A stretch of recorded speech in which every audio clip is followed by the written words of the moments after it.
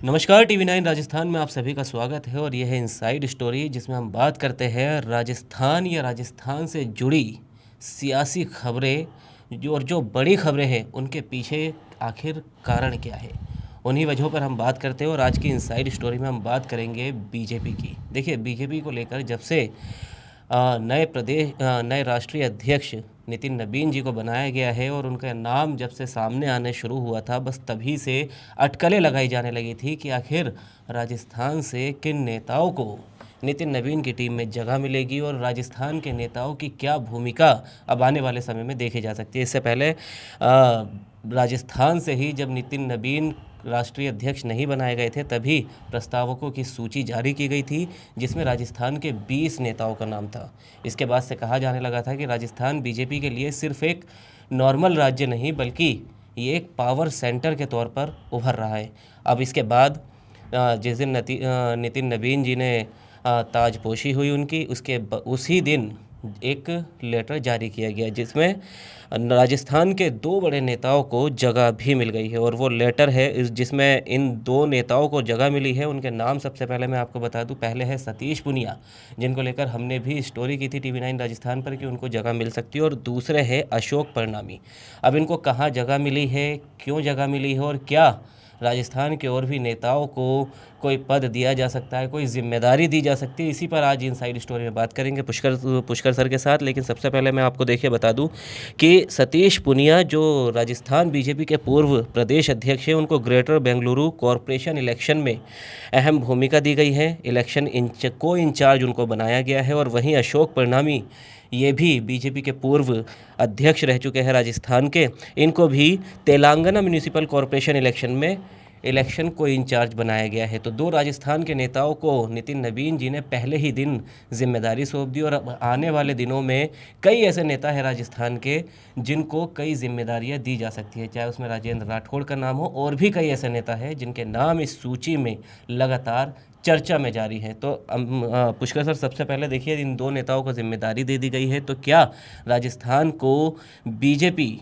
अब एक power centre के तौर पर देख रही है और उसको इसी तरह अहम रोल वहाँ के नेताओं को दिए जाते रहेंगे? और सतीश पुनिया को जो ये जिम्मेदारी दी गई है, अशोक परनामी को जिम्मेदारी दी गई है, इसको लेके क्या सियासी अटकलें सियासी गलियारों में लगाई जा रही है?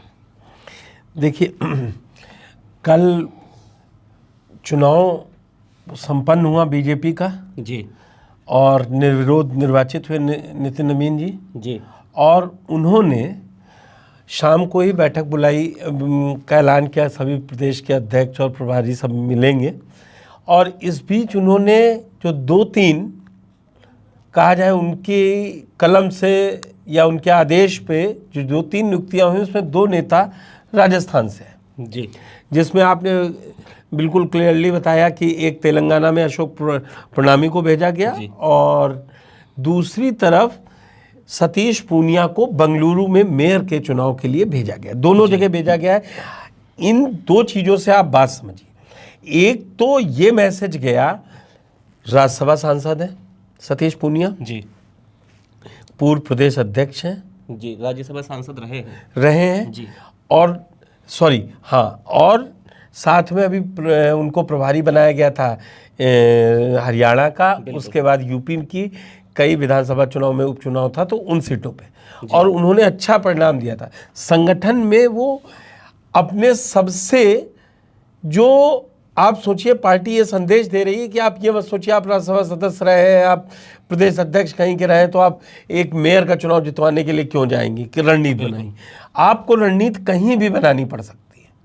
आपको वो रणनीति इसके लिए भी बनानी पड़ेगी कि कहीं पे जो BMC का चुनाव आप देखिए कि पार्टी ने कितने बड़े बड़े हाई फाई नेताओं को भेजा, और आज वहाँ वो इस कंडीशन में सबसे बड़ी पार्टी है, और वहाँ का गठबंधन अपना मेयर बनाने जा रहा है पहली बार जी।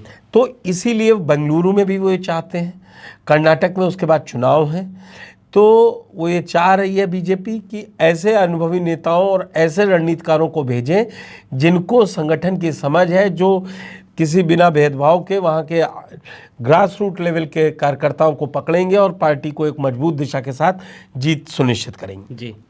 अब आप ये समझिए, जो एक चीज़ इस समय सतीश पूनिया के लिए खुशी की बात हो सकती है कि वो नई टीम में भी उनकी पहचान है। बिल्कुल सर। कई लोग आ सकते थे। अभी अब आप पूछेंगे कि राजेंद्र राठौड़ को मौका मिल सकता था, अशोक परनामी को क्यों मिला? जी। देखिए, ये वही होता है, अब जब एक एरा आता है वो जो चुन रहा है उसको समझना पड़ेगा। हम लोगों ने ये कहा था कि वसुंधरा राजे अब उपाध्यक्ष रहेंगी कि नहीं रहेंगी, लेकिन इसके बाद लग रहा है राजस्थान से वरिष्ठ नेताओं को तो मौका मिलेगा, लेकिन किस लेवल और किस भूमिका में रहेगा इस पे अभी कुछ भी कह देना अखिल बहुत जल्दबाजी होगी। जी, लेकिन सर देखिए अब क्योंकि 21 जून 2026 में कुछ राज्यसभा सीटें राजस्थान से भी खाली हो रही है, तो क्या ये लिटमस टेस्ट की तरह इसे समझा जाए सतीश पूनिया, क्योंकि कई जिम्मेदारियों पे अपनी खरे उतरे जो भी तो एक अगर गलत हो जाएगा तो ऐसा थोड़ी ना कि पीछे की नहीं तो मेहनत आपकी। देखिए अब आने वाले समय में असम का भी चुनाव है जो कि बीजेपी के लिए ज़रूरी है, बंगाल का चुनाव है जो सबसे ज़्यादा ज़रूरी है, इन 2 स्टेट के वहाँ के तो बना चुके हैं, प्रभारी बन चुके हैं, वो तो जेपी नड्डा ही बना के गए थे। पर सर जिस तरह बिहार में भी सतीश पूनिया को अलग से भी कुछ विधानसभाएं दी गई, हाँ नहीं तो अभी दिया जाएगा, अब इनको भेजा जाएगा, ये एक हकीकत है। उसके अलग उलट अगर देखा जाए, जब से 2021 लास्ट में वसुंधरा राजे को उपाध्यक्ष बनाया गया, उनको कोई बड़ी जिम्मेदारी किसी दूसरे प्रदेश में जाके संगठन के तौर पर नहीं मिली। जी, तो क्या आप सतीश पूनिया को इनाम मिल सकता है आगे आने वाले समय में, क्योंकि मिलना लंबे समय से उनके समर्थक भाई, अब वो संगठन में काम देख रहे हैं जी, रिपोर्ट उनसे ली जाएगी ना वहाँ का बेंगलुरु की मेयर के लिए, तो वो डेली टू डेली वहाँ के प्रभारी से वहाँ के, अब क्यों कहता है कि नेता को चर्चा पर्चा चलता रहना चाहिए, अब उनकी चर्चा चल रही है सतीश पूनिया के पास 5 जगह से फोन आ रहा है जी, ये है। चलिए खैर, तो देखिए सतीश पूनिया को तो बड़ी जिम्मेदारी दे दी गई है। अशोक परनामी, जिस तरह अभी सर ने भी बात की कि भाई कई सवाल ऐसे अभी सियासी गलियारों में हैं कि इनको जिम्मेदारी क्यों नहीं दी गई, तो ये अभी गाहे बगाहे सवाल चलते रहेंगे, लेकिन कब किसे क्या जिम्मेदारी दी जाए सब हम आपको TV9 राजस्थान पर बताते रहेंगे। तो इस खबर पर आपकी क्या राय है, अपनी राय कमेंट्स बॉक्स में ज़रूर बताएं, वीडियो को लाइक करें, शेयर करें और राजस्थान से जुड़ी तमाम खबरों के लिए TV9 राजस्थान को सब्सक्राइब करें।